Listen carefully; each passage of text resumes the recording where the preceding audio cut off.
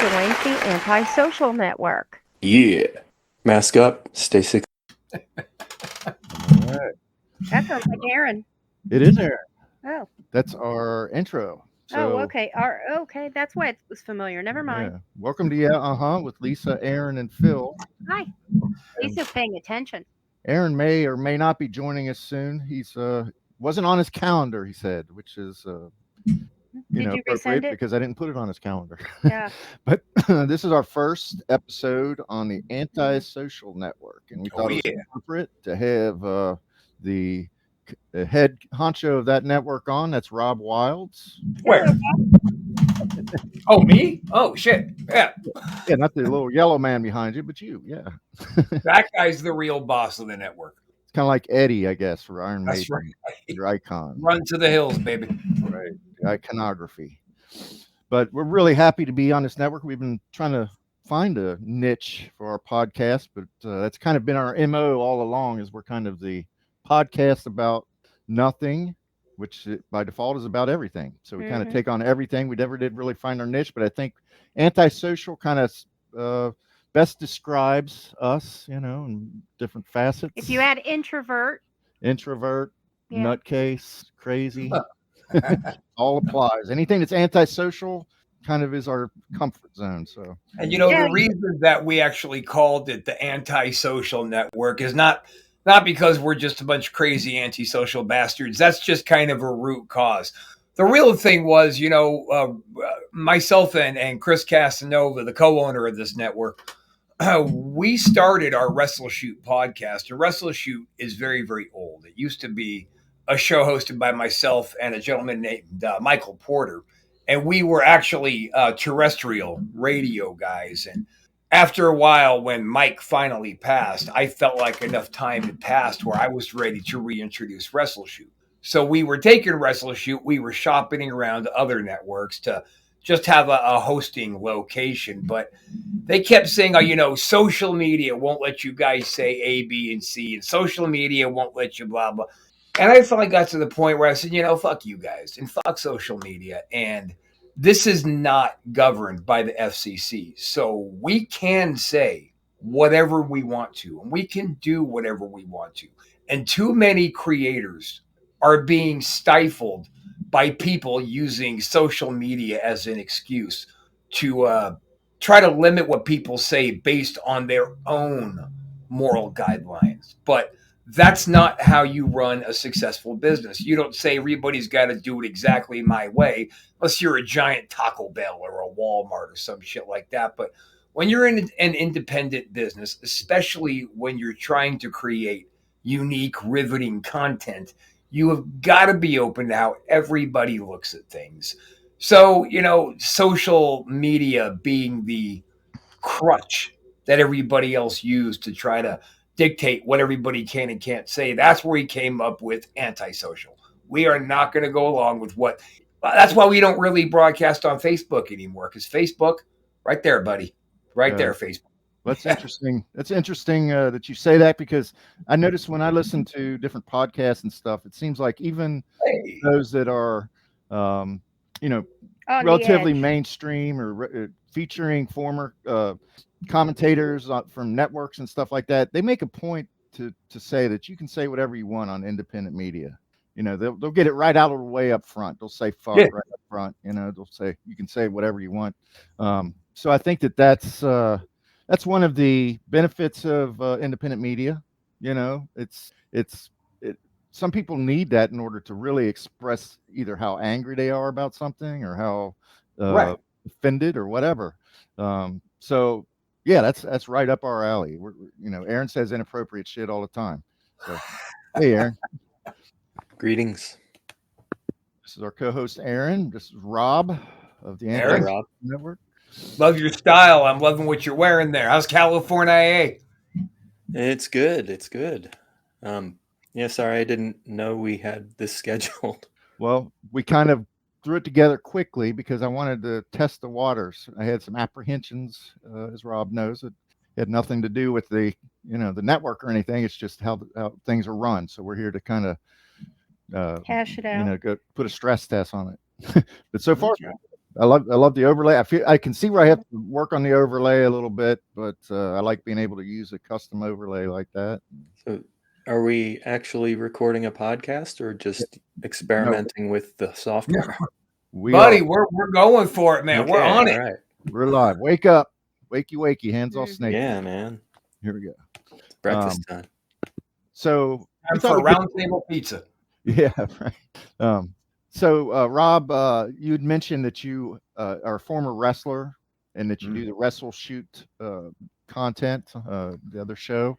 So I'm curious about that. I had my own little wrestling era where I kind of followed wrestling and had some internet friends that we'd get together and do like watch parties and all that shit. Yeah, So- he set up websites for a couple of. Oh ladies yeah, from yeah. WoW. Have you ever heard of Penny Banner? What's that? Have you ever heard of Penny Banner? Is that a wrestler? I don't know. Yeah. She's from like Maybe. yesteryear. She was like the era of Elvis in the 50s and stuff like that. She Anyway, dated Oh, Elvis. I thought you were referring to somebody current. No, Penny no. Banner, good. That does sound familiar. Sounds like the Mae Young and Fabulous Moolah kind of clique. right. She Right, had unkind exactly. things to say about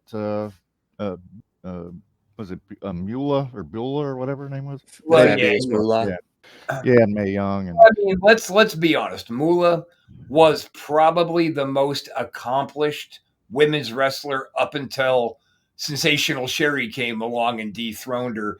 And Moolah was probably also the biggest piece of shit to ever put on a pair of women's wrestling boots. that's pretty much what Penny had to say. Yeah.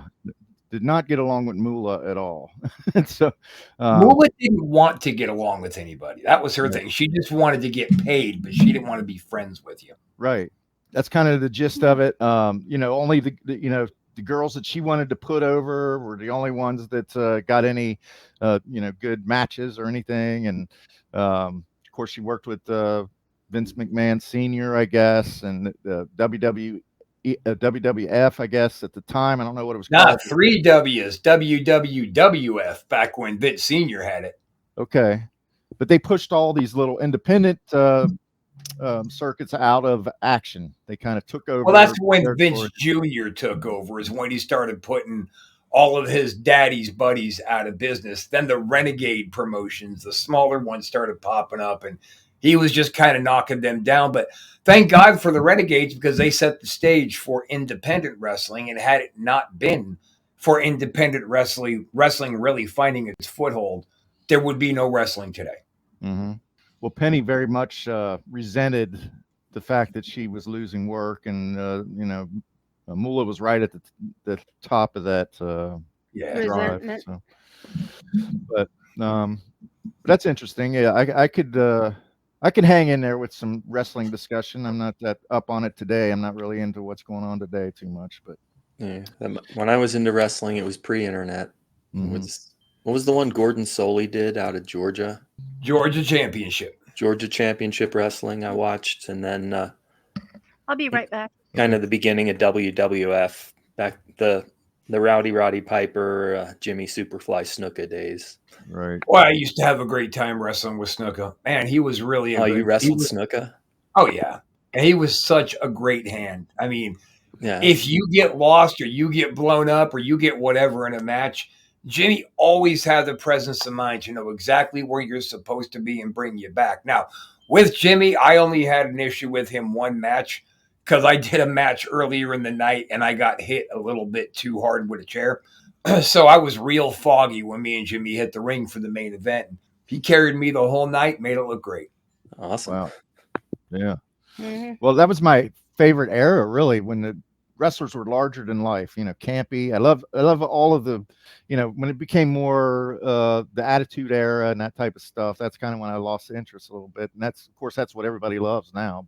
Well, that's a great thing, man. What's that? That's a great thing that you just brought up, because the Attitude Era is when everything started becoming scripted. And that was also right around the time when they started firing off the wrestling writers and bringing on like TV and movie writers. And that's a problem, because back in the day when like Dusty Rhodes was writing the show, he'd say, "All right, baby, Ric Flair. Okay, Greg the Hammer Valentine, baby. What I want you to do is hit these bullet points and then just go out there and talk." And that's what they did. So Ric Flair knew he had 3 things that he had to say because Dusty told him. Greg knew he had 2 things to say because Dusty told him. And Dusty also said, I want you to fill up 5 minutes. So Flair would go out there, woo, and limousine riding, baby. Jack, boo, babu, the greatest thing going today. By the way, Starcade. Oh, by the way, Ricky Steamboat.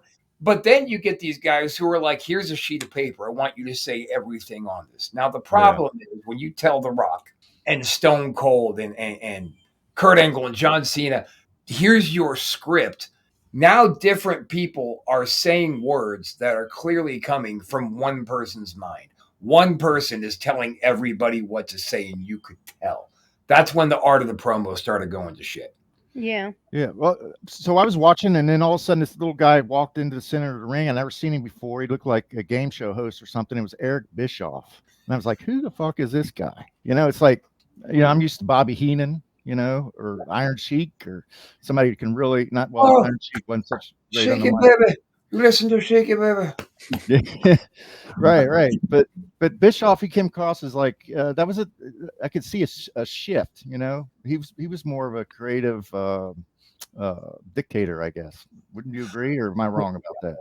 No, you're wrong, and you're wrong about that because of what the bitter wrestlers have said on shoot interviews and shit, and that's kind of what's been bombarded on people. But let's not forget that Eric Bischoff blew the doors off of Vince McMahon for 86 weeks consecutively, every week for 86 weeks. WCW beat WWE in the ratings war. Mm-hmm. The only reason that, and people say the reason the WCW flopped was because of Bischoff, but that's not true. The reason WCW flopped was because Time Warner was buying everything that Turner had.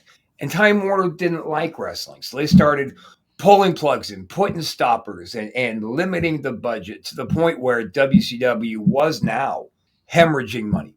And it got to the point just on a spreadsheet where we want to just get out of here. And finally, when Vince made his offer and they were like, oh, you know what? We have all these wrestlers and we have trucks and rings and lights and sound and production, and we'll give it all to you at this price. Vince said, I don't want any of that shit.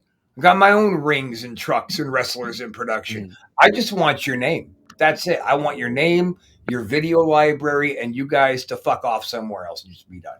And that's exactly what happened. He came in, dropped a little bit of money on Turner's desk, not the kind of money Turner wanted. And then Vince trumped him. But Vince was always going to win. Just Eric Bischoff might have been a great creative mind and a good enough promoter. But for Christ's sakes, man, Eric Bischoff would drop the ball on little things like they would have mistakes made on the marquee out in front of these arenas where it would say free tickets. Mm-hmm. So people showed up wanting to come see the show for free. No, it's not free tickets. And then they would leave. Then suddenly there's a half full arena. It's little stupid mistakes like that never should have happened really helped contribute to the financial demise of what Bischoff was doing. Okay. But Bischoff had a salesman background, so that's what he capitalized on in wrestling. I know how to. He sold meat from the back of a truck. If you can do that, you could sell anything. Okay. Well, obviously he had some talents behind the screen. I don't know. That was sort of a turning point for me, though. I didn't like Jeff Jarrett. I didn't like who was it? The Scott Hall and what's his face? I don't know. You didn't like Scotty? Oh, I loved Scotty. Who was it? Kevin Nash and Hogan and their little clique NWO. Yeah, and that's something else. Like Bischoff had the foresight to create with Scott and Kevin this NWO idea, which if they didn't just keep adding everybody in and making new factions, it would have totally worked. Because something a lot of people don't know is Hogan originally was not going to be the third guy in NWO. It was going to be Sting. And Bischoff spent like 6 months convincing Sting, like, this will be good for you if you do it. Now, it didn't have the same kind of impact that Hogan made, clearly. The biggest good guy in the history of wrestling called Bischoff and goes, hey, who's your third guy? And he goes, well, it's going to be Sting. He goes, no, it's going to be me. Oh, shit. So they told Sting it's going to be Hogan. And Hogan came out and he did his big bad guy turn on Macho Man of all people. And if anybody goes back and rewatches that match, the crowd was so loud that people sitting in the crowd couldn't really hear what Hogan was saying, just people at home. And the amount of garbage that was thrown in the ring. Oh, good job, Hulk. Bravo, baby. Right. Yeah. So yeah, he brought that heel heat, I guess. But I remember that, not to, we'll get to our topic here in a second, but I remember as far as the women's division goes, I remember Medusa took her WWE belt and threw it in the trash, and when she went over to WCW, right? And I actually know Medusa checks on Lunder Blaze at the time, checks out our network sometimes. Oh, So cool. let me just go on record and say, man, fuck you, Medusa, you two-faced piece of garbage. WCW fired your ass. Vince McMahon gave you a job, gave you a push to the stars. Soon as you got something that came along the pike that you didn't like, you disrespected the company that took you on so you wouldn't lose your house because WCW canned you so abruptly. And you threw their belt in the garbage, and you probably thought you were making some kind of mad heat, making some kind of an answer to when Ric Flair took the WCW belt over there to WWF. Yeah. But thrown it in the garbage. Medusa, you're a slag. You've always been a dog-faced slag, but you're just, go fuck yourself. All right. Calling out Medusa here. Making a big bang here on our first episode. Hey. But Yes, we are. yeah. So okay. So that's entertaining. I enjoy talking, especially the old school. I don't know what's going on today too much, but I do like what is it? The documentary series Beyond the Mat, or The Dark Side. Dark Side of the Ring. Those are good. So never watched a single episode. Casanova, my Wrestle Shoot co-host, he watches them all. He's always trying to get me to watch them, but I'm not into it. I'm not into, like, everybody who is a rock star has had their demons in their battles. And they've also set a particular place in people's memories and in their hearts. Ric Flair. Ric Flair, we all know just from the media exposure he's had in the last 5 years that he struggles with his demons, with his drinking and his narcotic use. We know that. But to publicize that and to profit off that by trying to break down the years of damage and abuse that this person has put on their body and he's missed raising his kids to raise yours, to bastardize them on Dark Side of the Ring for a boatload of money, fuck that. Right. I know. Yeah, that episode, the one episode about the plane ride from hell or something like that. Well, that was bad. That they should have made. That should have been publicized because they tried hard to bury that. There was a lot of drugs and ego that led to that stupid shit. And then Ric Flair and his alcoholism and his 18-inch fucking dick flopping it around to anybody he can show it to. That whole thing needed to be publicized. Yeah. But to talk about Junkyard Dog and the demons that he's fought, it's not right. Yeah. He woke up Lisa there. Yeah, Lisa. The thought of 18 inches. No, thank you. No, that was a joke. I'm just saying that Flair's got a third leg. That's all. Styling and profiling. Yeah. That's right. Okay, yeah. All right. I've seen that ruler thing on whatchamacallit. There's a lady who pulls out a ruler and says, this is absolutely ridiculous. Oh, is that your favorite YouTube? It's a TikTok or reel or whatever you want to call it. Well, let me take control here because this is a perfect segue, right? I can't hear you. Because I heard the two producers of Dark Side of the Ring on Talk is Jericho. They've gone on there a couple of times talking about their documentaries. And so what I wanted our first episode to be primarily about was top 3 podcasts that maybe we all could share, our top 3 podcasts plus some honorable mentions. I know there are tons of podcasts that it's flooded. The world is flooded with podcasts. Literally everybody has a podcast. Every comedian does podcasts in between their sets on the weekends and stuff, and every fired CNN reporter has a podcast. It's like everybody.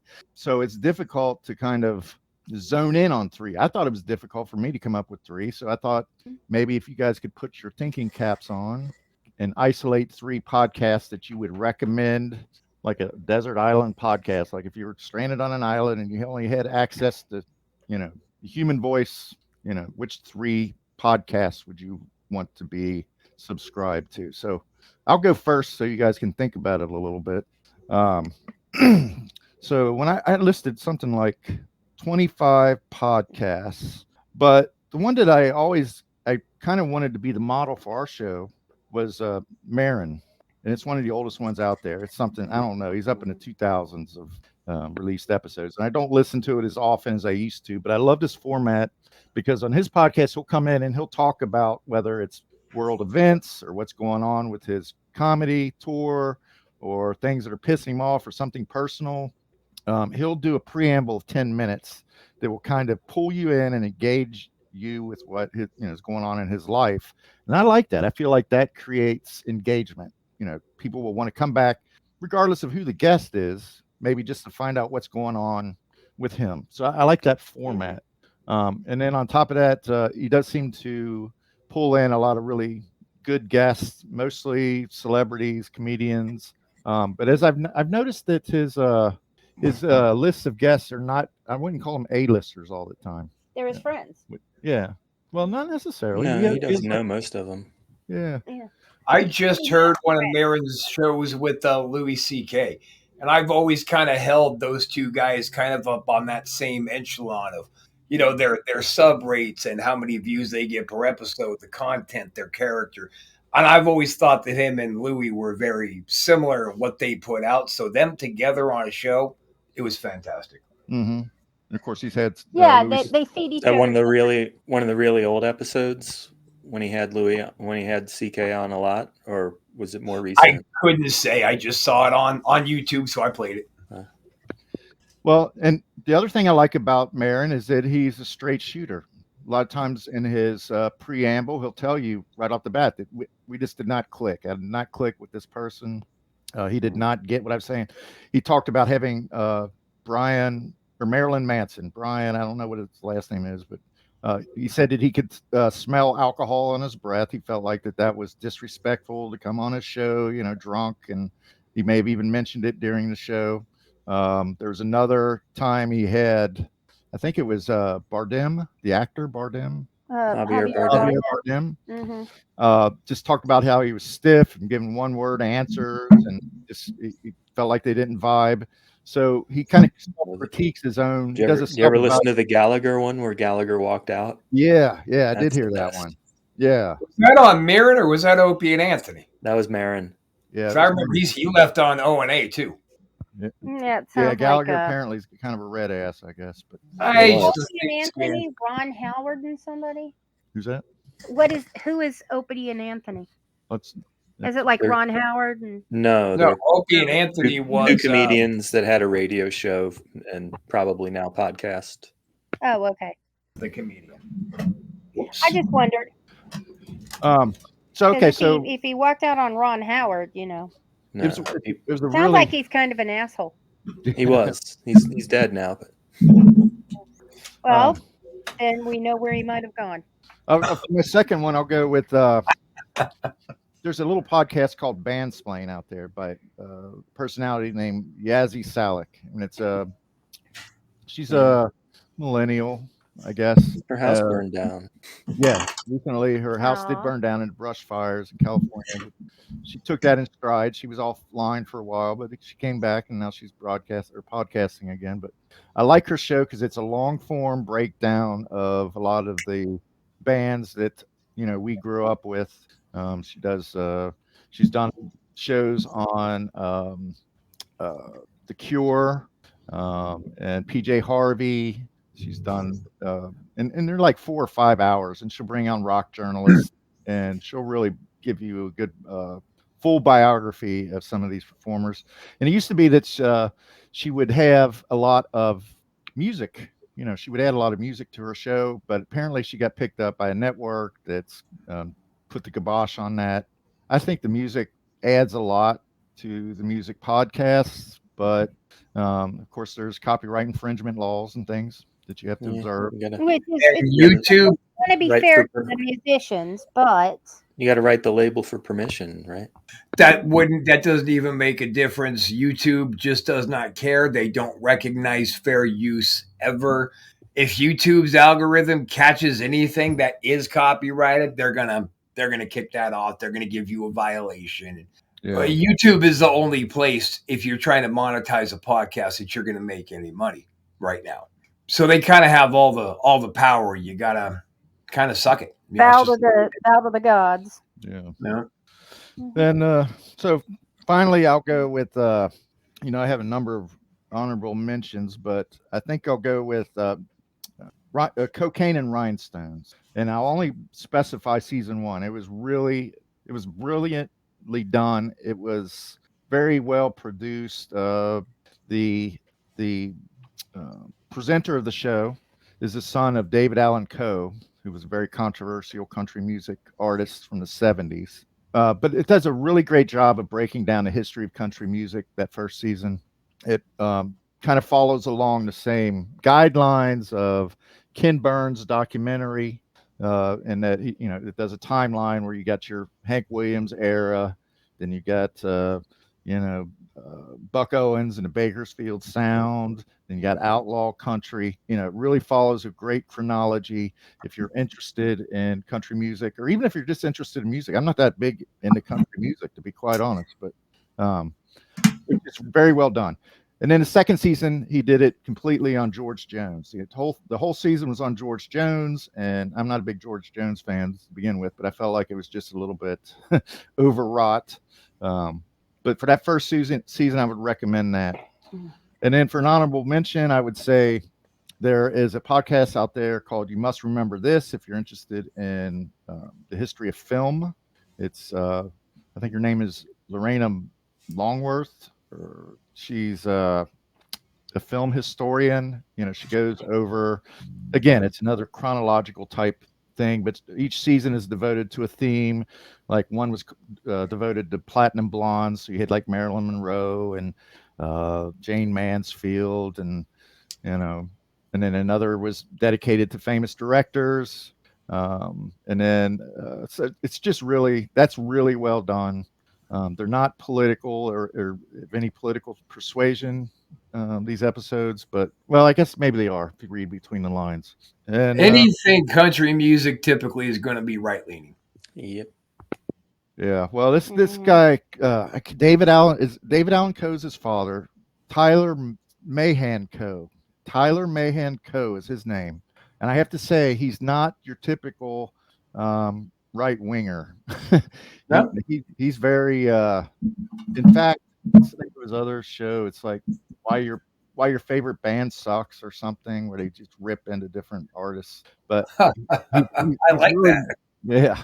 But he's very caustic, very sarcastic. He gets into it with the fan base. He's a kind of a disgruntled journalist, I guess. But anyway, let's what about you, Rob? Do you have 3 or so? Let's jump over to Aaron first. I'm still like, I watch and I take in so much content every time, trying to keep my finger on the pulse of what's happening online. There's so many. I don't even know how I'm going to pick 3. So let's go ahead and let Aaron go while I figure this out. Okay. Yeah, I started listening to podcasts in 2005 before iTunes had podcasts. So that started with who were the old ones? The Daily Source Code with Adam Curry was the OG, kind of really the first podcast. Don and Drew was not my favorite, but it was a popular podcast of the day. PK and J, but Keith and the Girl. I knew you were saying that. Yeah, No, it's good. especially that one. yeah, they started in 2005 and still going, but Chemda, the girl, left about a year ago, so it's just Keith now. Oh. And it's not quite the same, but it's still good content. These days, the one I usually go to first is a baseball podcast, Effectively Wild, a Fangraphs podcast. They're into analytics, but they're also into like what's weird and what's interesting in the world of baseball. And baseball is kind of my thing. Comedy Bang Bang, the Scott Ackerman improvisational comedy thing. He's got brilliant guests on there on a regular basis. There's several podcasts from The Ringer that I listen to pretty regularly.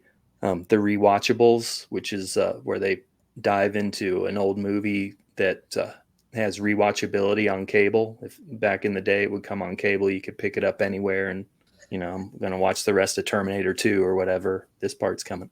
It's a good deep dive. Yeah, the Press Box is a good media podcast. One that's kind of defunct, but is really cool. It's the Kurt Vonnegut guys. They do a deep dive into all the works of Kurt Vonnegut in chronological order, but there haven't been any new works from Kurt Vonnegut since about 2000. So, yeah, the rest of these are mostly more baseball podcasts, to be honest. That's it. Lisa, does Lisa listen to any other podcasts? Well, I mean, I guess I'm gonna call out. I'm definitely gonna call out the Asylum with Joker and Harley for the main reason that they have me on a lot. So Hell yeah.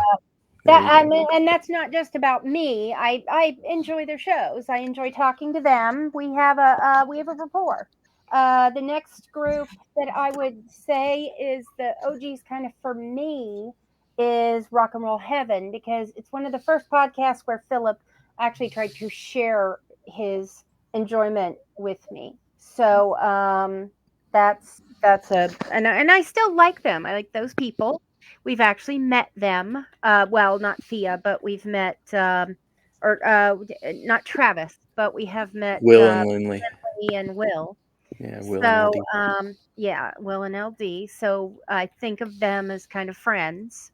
I've actually gotten to hug you. Yeah. You're my friend. Yeah. Will was in my hiking group for Yep. better part of a year, so I saw him once a week pretty much. Now, I have not checked into it for quite some time. I used to listen to it when I was at work, but quite frankly, since I've been working from home, I mostly listen to books on like Audible. Philip got me Audible when I came home. So, I think they're still deep into Mama Cass right now, like episode 9 or 10, right? Yeah. Okay. Right. Yeah. Ooh, I gotta listen to that.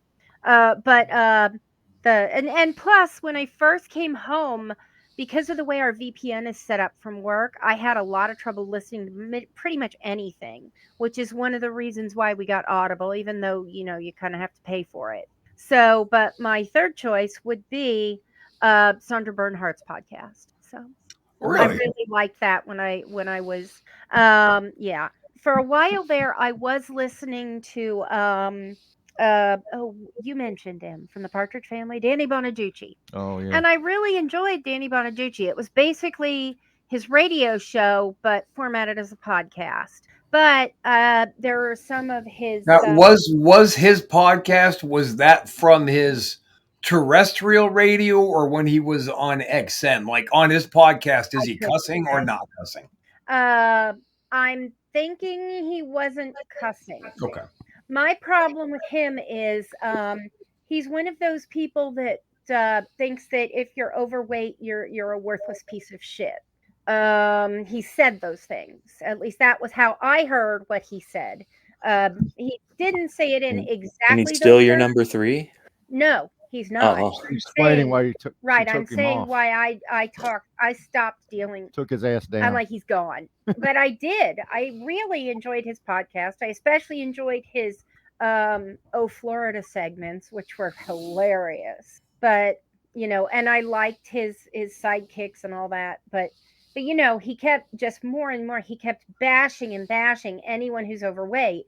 And there's a lot of people out there with PCOS who can't help it. There's a lot of people who have conditions that get in the way of weight loss. In fact, I am one test away from finding out if I have Cushing's, which causes, it can cause like a 50-pound weight loss over the course of a couple of months when you do absolutely nothing different. So, things like that. Apparently, according to him, across the board, I'm just a piece of shit.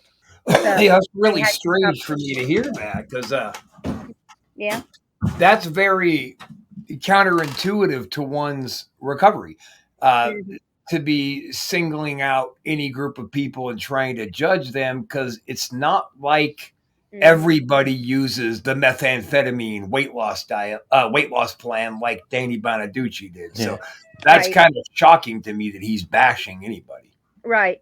And the whole methamphetamine thing, I would really, really appreciate it if my doctor would prescribe those for me because I do not sleep. And when I was a teenager, my mom put me on that diet, and it was the best freaking sleep for 2 solid weeks. I just, oh my, Your mother put you on methamphetamine. Your mother put you on crank. oh no, I'm sorry, I'm mixing that up. I mixed that up with That's kind of what I thought I heard too. whatever. Yeah, Yeah, Home remedy. okay. That's what it is. That's Okay, it what. was the uppers. Smoke this ice, honey. You'll sleep right through the night. Okay, I was mistaken. No, she put me on the the uppers from the 80s. Adderall. Putting everybody, no, No, the it was The you weight know it. loss pills. Dexatrim. Yeah, Okay. something like that. Yeah. She put Can't me remember on the chemical it was name. just flat out uppers. If you go to the street corner and say you want uppers, that's what they give you. I can't remember the name of it.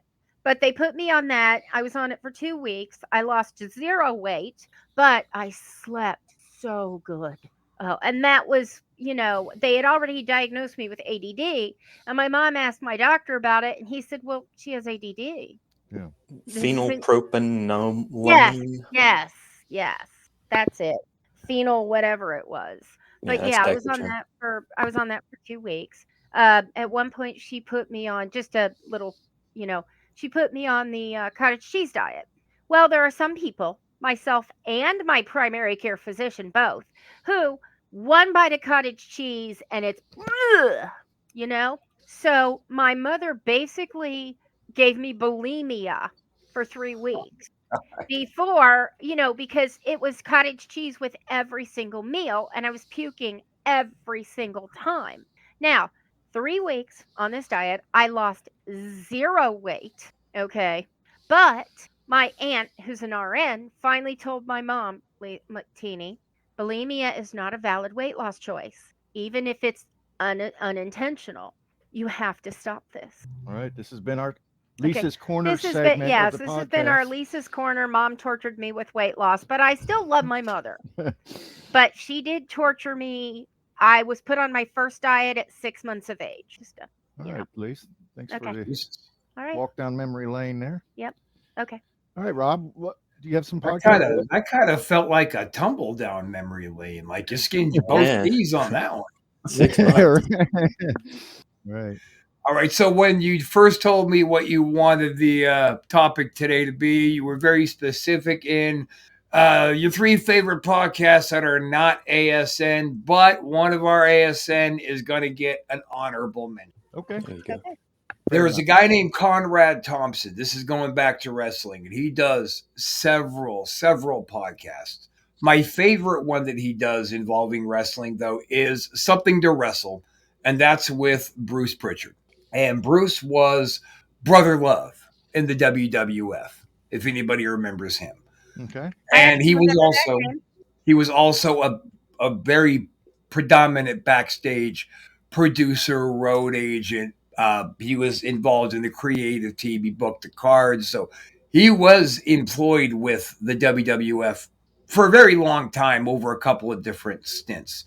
So I really like when people are bringing up, like, let's talk about the Montreal screw job, which is my least favorite topic in wrestling history, because it's been beaten to death and it never stops. But when you hear Bruce Pritchard give what his opinion on what happened in the screw job was, it's a total different take. So anything we hear that's very prolific in wrestling, Hulk Hogan losing to Ultimate Warrior, Iron Sheik being the carryover champion between Bob Backlund and Hulk Hogan, when you hear Pritchard shooting on those angles, it's just very enlightening without doing damage to the wrestling business like Darkseid does. So anything Conrad Thompson does, I'm going to recommend you guys check that out. It's just great work. All right. We might do that. I really like Kill Tony. The Kill Tony podcast was revolutionary. It changed the dynamics of podcasting, how it relates to stand-up comedy in particular. Do you guys know Kill Tony? No, I've I not don't. heard it. So what it is, and it started off in like the belly room of, help me out here, Aaron, Pauly Shore's club out there in Comedy LA. Store. Comedy Store. So it started off in the belly at the Comedy Store when like 10 people would watch it. And now the Kill Tony podcast is selling out arenas. And the concept, the simplicity of it is great. It's very much like open mic night where nobodies will show up. They'll put their name on a sheet and he'll drop it in a bucket. Throughout the show, he pulls a name out. They get called on stage. They get 1 minute to throw out some kind of content. They interview the one who is just telling the jokes, and then they move on to the next. Very volatile formula for a show because you figure that could flash to violence easy. Is that And Red back Band's then- show? What's that? Is that Red Band's show? Red Band, yeah. The guy that used to be on Rogan in the old days. Yeah, Tony Hinchcliffe and Brian Redband. Yeah. So they do their little thing, and it went from back then where they were having their buddies come on who were still relatively famous. Like, yeah, Mark Maron is a great example of somebody who would come on Kill Tony. He would help in the interview. And now they have just absolute mega celebrities show up onto the show. They're selling out arenas. And they still stay true to the principle of what the show was, of do your bit. If you suck, we're going to shred you. If we're great, we're going to laugh. We're going to ask you so many questions and you're going to move on. And I love it. So I would really recommend Kill Tony because sometimes when people go up there and tank, it cringes you, right? It hurts your heart for them. Right. But other times they tank so bad, you just can't help but laugh at how terrible they are. And I love it. And I know what it's like to tank performing. I've tanked in the ring. I get it. So I feel their pain very directly. But still, I've watched some of my matches where I've tanked and I've laughed like a drunken schoolgirl. I can't believe I did that. Yeah. Right. And for number 3, shit, that's really going to be a toss-up because politically speaking, I am an independent. I have never gone left or right. I've never been dictated by anybody telling me who to vote for. Period. Like you're red, so you're going to vote for Trump. You're blue, you're going to vote for Biden or Harris, rather. Mm-mm. I don't fucking dig that. But since the Trump regime has come into play, I find myself independent but leaning really fucking left.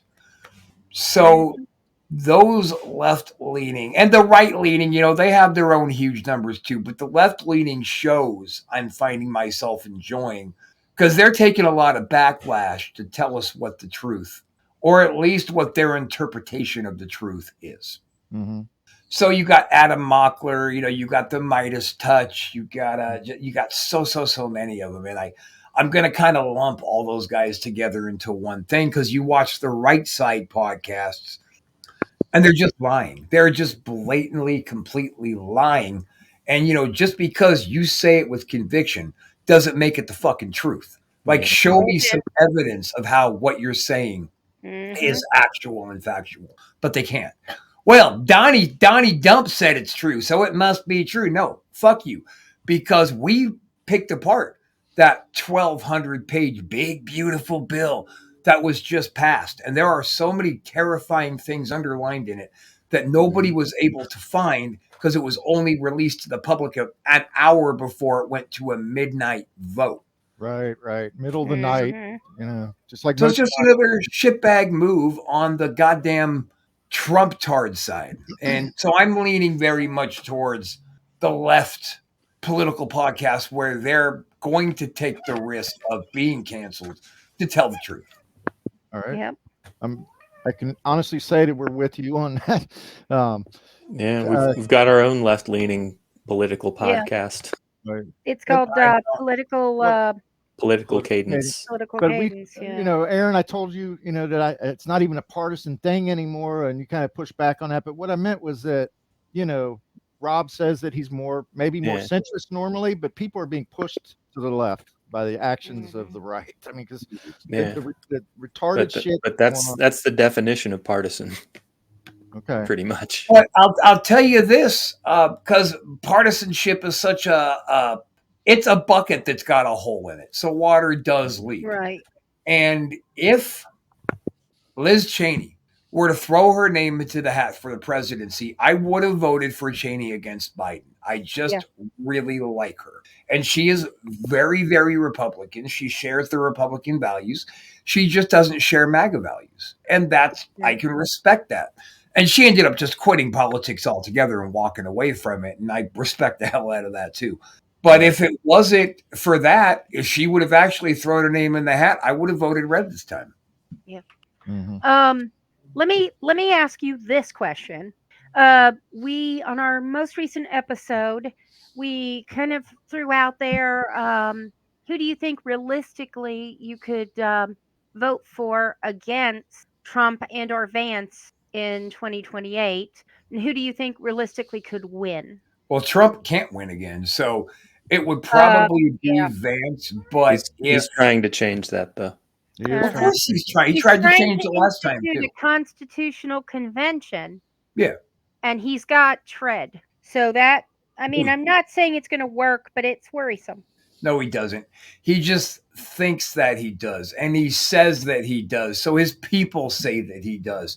But the bottom fucking line is, like, there's a little clause in this bill that says essentially Trump gets to put on the crown and dub himself king. More or But less. this country will absolutely never, ever bend a knee to a fucking king. And any of you right-leaning fucking Trump tards out there who want to call us libtards and we don't know what we're talking about. No, sir. We do know what we're talking about. We actually understand what the United States Constitution says. And no matter what kind of a tyrant or a dictator you are, we will rise up and we will end you. Look at the French Revolution and use that as a roadmap, Trumpers, onto what happened against King Louis. Look at that. Right. Well, June 15th, we'll have an opportunity while the MAG is sitting there watching the military tear up the streets of Washington. And, Is that the 15th or the 14th that they're doing it? Throw a big birthday party for Mr. Orange Yeah, Man. it's 14th, isn't it? Or is it not on the real birthday? That's it's actually no King's Day. So if you've got if you've been sitting around waiting for an opportunity to go out and show your disapproval, no King's Day, June 14th, actually. We will be out there. We'll be out there. We will be there, rain or shine. Flag Day. It's Phil's birthday. I'll be Trump's holding birthday. a It's my dad's birthday. Right. I will be holding a protest sign while he pushes. All right. So this has been fantastic. Well, hang on. Let me give an honorable mention here, man. Because he only gave 3. That's right. And this is going to move on to somebody in the network, like Wrestler Shoot and Ghosted, right? So myself, Chris, Doug, Damien, when the network about a year ago started suffering a catastrophic internal failure, and I wasn't sure if we were actually going to stay in business. We did. And myself, Casanova, Doug, Damien, with Ghosted and Wrestler Shoot, we really helped hold this thing together to recruit some new people. You guys, we have Paranormal, the New Normal, making its comeback as well. But Red Rum with Misbehaving. We had a show called Gut Shank Theater where we would review movies. We would just laugh and talk shit at these horrible B-rated movies. We kept getting shut down, so we had to end it. Kind of like MST3K. Yeah, that's exactly right. We were trying to totally go Mystery Science with it, but we kept getting kicked off the internet for it. But Misbehaving kept coming on Gutshank every single time, and she did a great job, and I kept hustling and hustling and hustling. I want you to do a show here. So she does now, and it's called Red Rum. And she's just a natural. She's absolutely fantastic, and bringing her chunk of personality, her kind of particular brand of insanity over to the network has really helped grow this brand. That's going to make the road a little bit smoother for newer people coming on moving forward. So I want to give a huge shout out, a big honorable mention to Misbehaving and Red Rum. Fantastic. We'll have to check that out. I think I saw where you were promoting it at one point, and but the next progression is to go ahead and check out the show. Yeah. Misbehaving. Yeah. I've got a She wrestling follows us podcast. every Tuesday on Wrestle Shoot. So the I mentioned the press box from the Ringer. One of its co-hosts he's the art director for the Ringer, and he's also the host of the Masked Man podcast. Brian Shoemaker. I don't know if you listened to that. Yeah, one I have. or not, or you know who he is. Okay, is it good? Okay. See, a lot of most of the content out there is okay. The ones that suck, they burn out. The ones that have longevity are okay, but typically speaking, when they look at their own analytics, they're seeing that people are kind of turning them off after about 10 minutes. But 10 minutes is all you need to start earning monetization. Yeah, he's on the press box at the end of the episodes. He does he plays a little kind of quiz. He's the contestant, and it's guess the overworked pun of the week, and they'll give him like the part of a headline, and he has to, or actually no, he'll give them what the story is, and he has to try to guess what the pun headline was.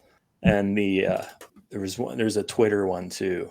It's the overworked Twitter joke of the week and something. Okay. But he's really fast and clever with coming up with those puns.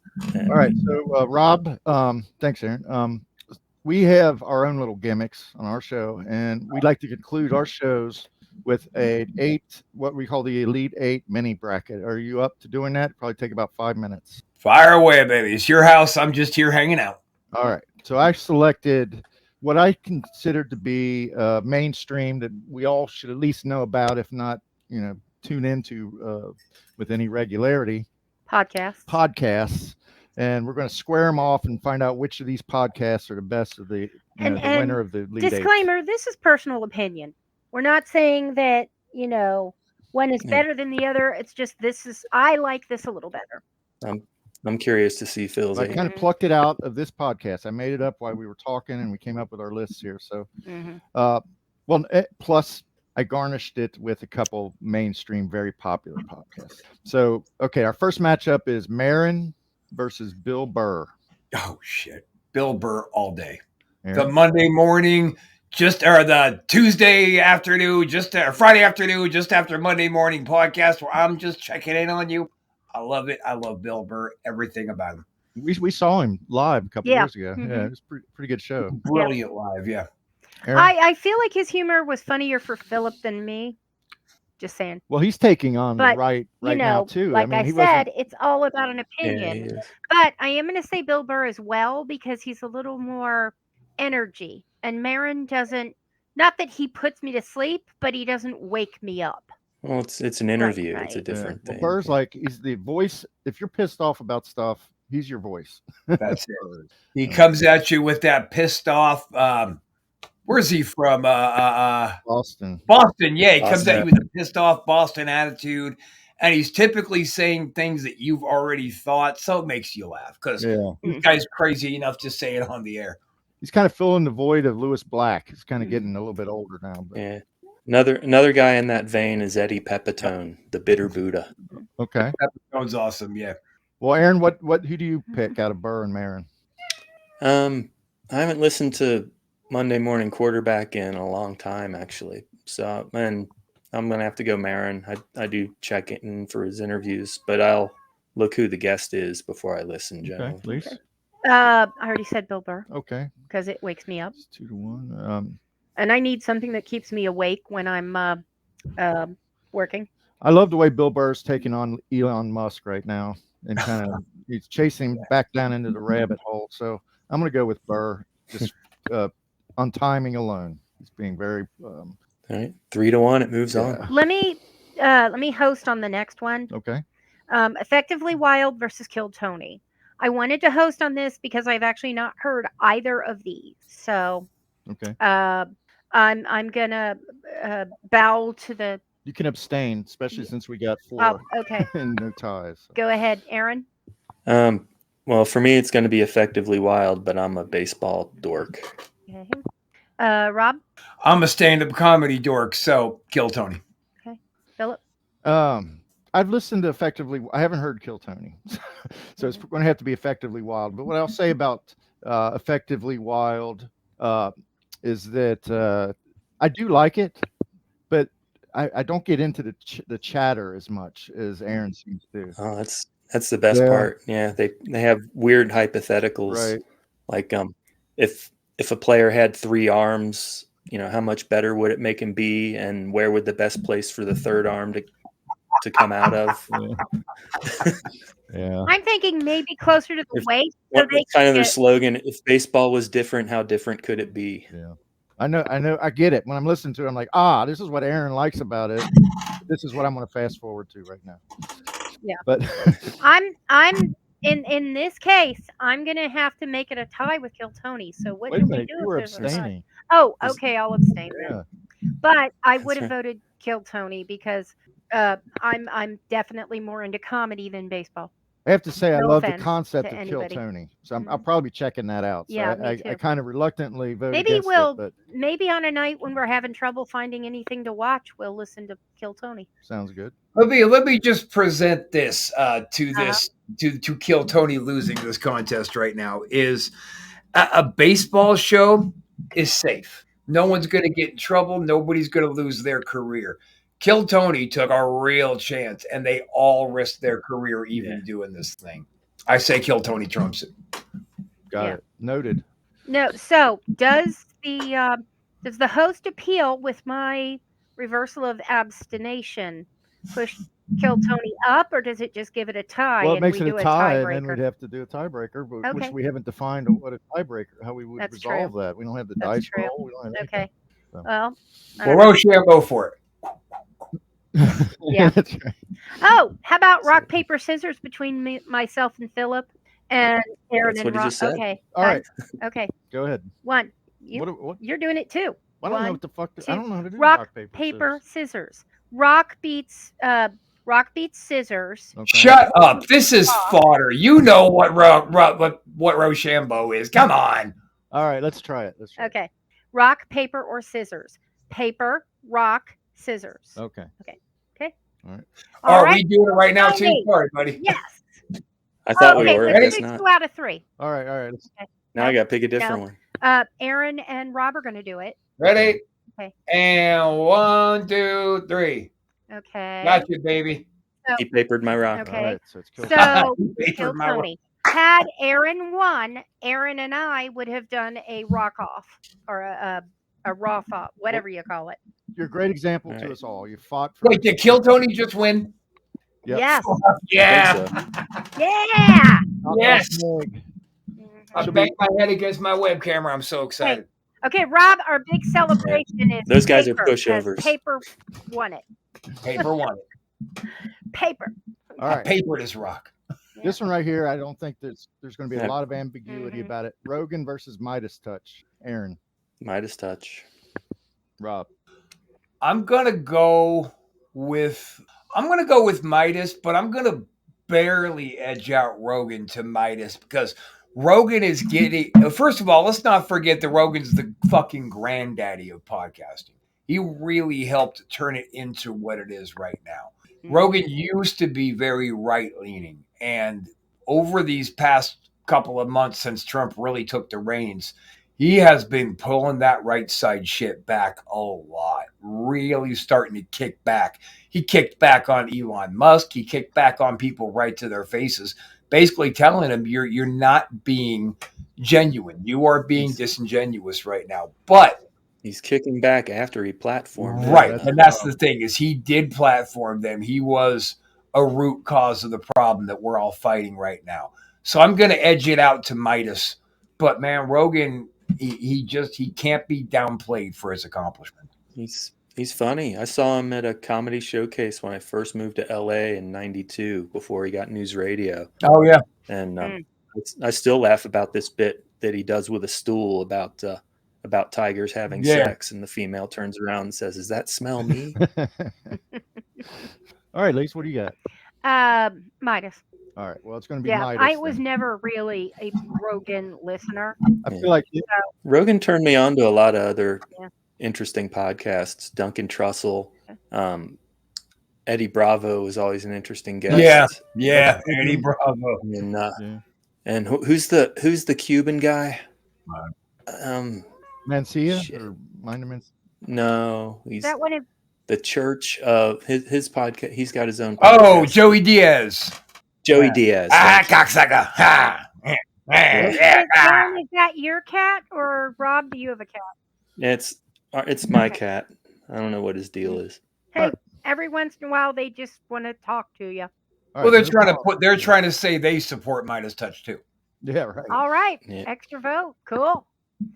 It was a sweep, but that's beside the point. Yeah, I that can't, was. you know, I was a Yeah. religious Rogan listener for about a year, but I just can't forgive the platforming, like as Aaron indicated. Because I kind of almost attribute Trump winning to him.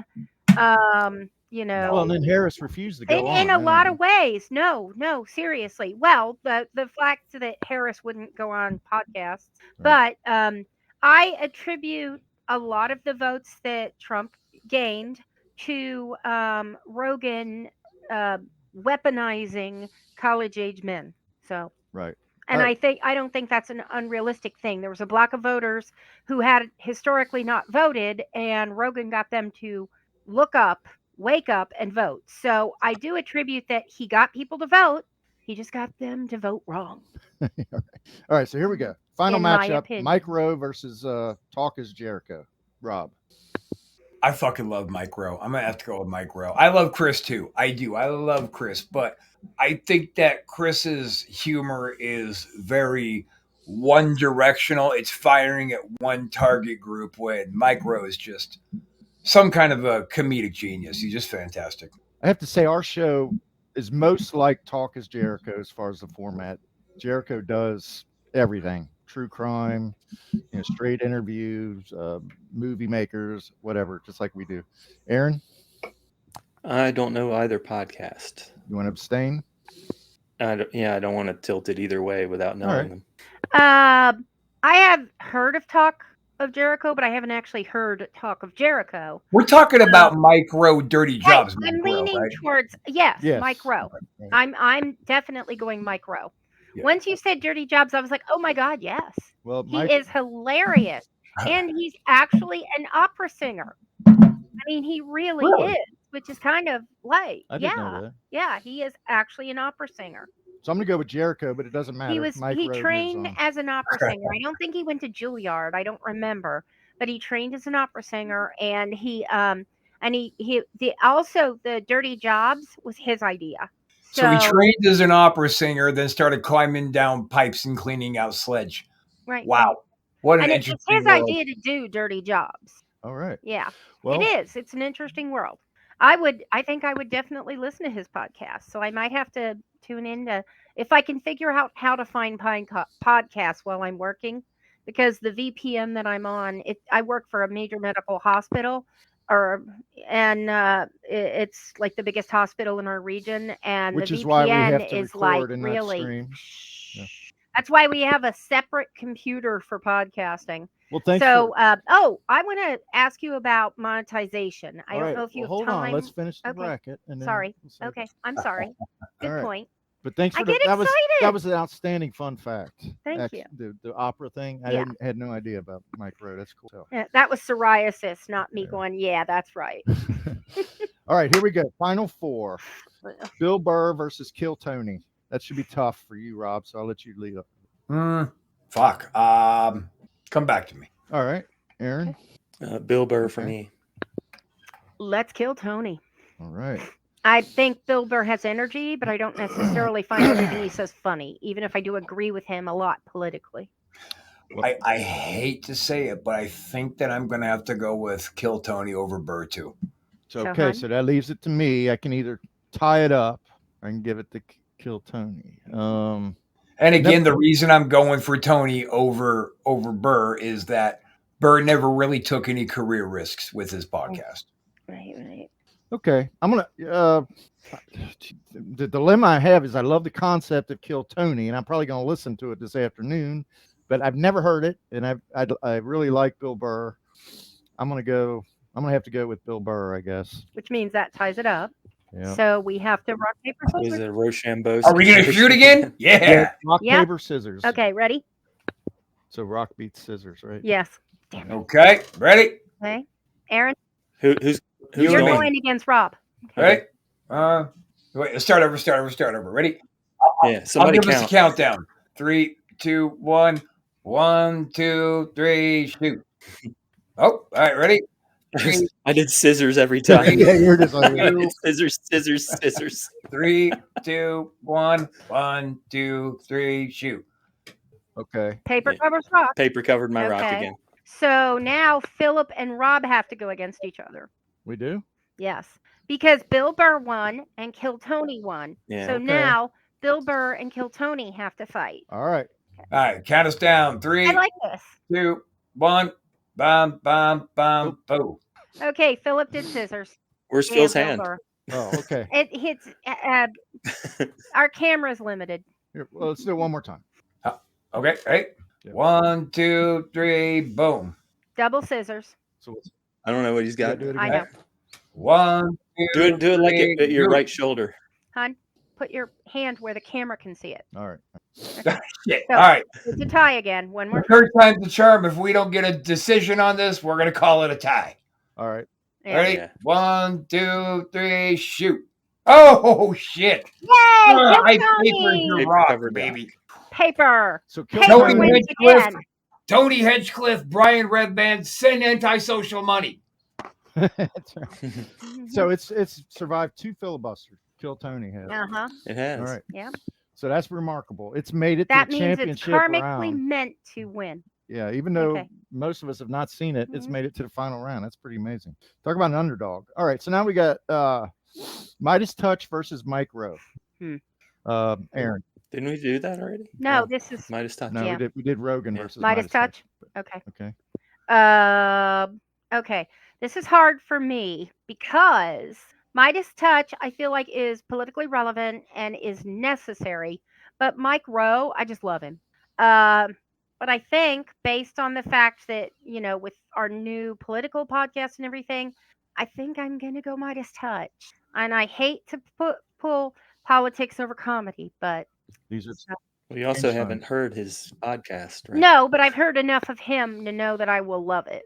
You know, for me, it really falls back to the exact same principle of Kill Tony, is that with how the Trump regime is punishing people for speaking out against him, they are taking their well-being over at Midas Touch. They're themselves and their family, and they're risking it to try to keep us informed.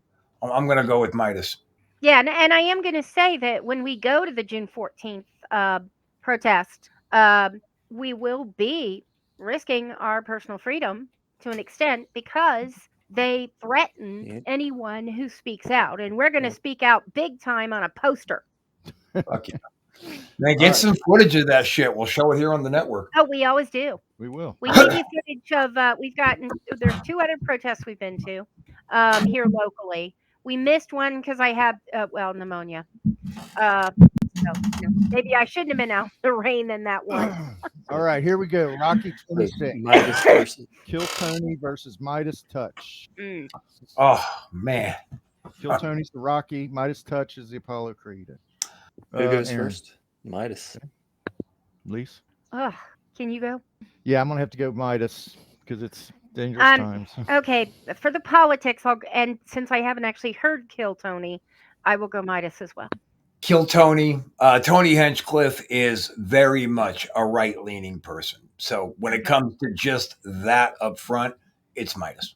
All right, so Midas. So is we the- went left for the win. Midas is not only the And most I'm a listened lefty, to podcast in the world right now, it's also the winner of our bracket, our first bracket on the There you go. Anti-Social Network. That was fantastic. We probably run a little bit longer than Rob anticipated, but we really appreciate your time. hmm It's been really cool getting to know you, Yeah. learning about the wrestling, a lot of stuff there to unpack. So it's been a lot of fun. I think things are looking good for this. Yep. So Okay, I want to ask where we can look for ideas for monetization because we've got no clue.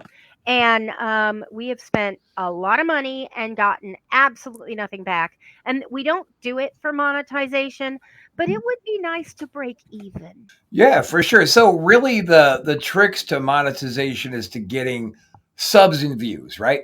That's where the advertisers are going to start actually kicking some of those pennies down your direction. And You're talking about YouTube? the biggest key to getting subs and views is hashtagging and titles, because that's what's going to get you in algorithms. That's where the money really comes from. Now, over here, we've just recently started getting back involved with our YouTube and kind of ex-naying Facebook for the most part, focusing on YouTube. And our numbers are steadily growing literally on a daily basis. And we take a lot of shorts, and we like to get those just to get it on the algorithms and get attention over to us. So as far as monetization goes, to at least break even, the best way to do that is to be consistent, the proper titles, the best hashtagging. Okay, what about things like advertisers? How hard is that to do? It's not. I can I can what is it? And this is no script, off the cuff, okay? I get all of my reading glasses at Dollar Tree. They work great. You can buy 10 at a time for less than a pair at most stores, and they're perfect for reading small print and looking at your computer. And looking smart. And my husband thinks I look sexy smart. Dollar General, send us money. That's right. Exactly. She is a great suggestive saleswoman. The great And then thing I about can do getting that off the cuff even with a script. Yep. Yeah. And the great thing about getting advertisers, even if they're just like your local mom and pop store, where they might not see where when you're getting started, they might get is the juice worth the squeeze as far as a dollar amount goes. Right. But what they also understand is regardless, this is going to be a 100% write-off for us, and people see a lot of value in that.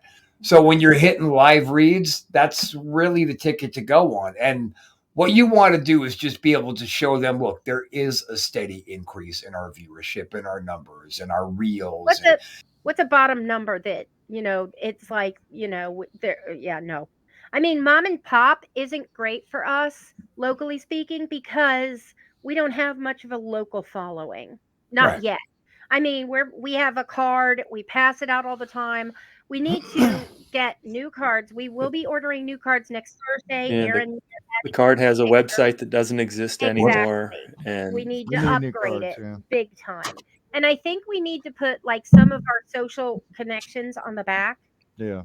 At least you're 3 right. of The them. card needs to be redone. And then we need to redo the card. And we also need to discuss, maybe on the next political cadence, we'll take a moment to discuss whether we want to add Will to the card and list both sites or maybe not, Well, okay, I've done the hashtags. I think a good use of AI is to generate hashtags because it might pull in popular hashtags, right? Mhm.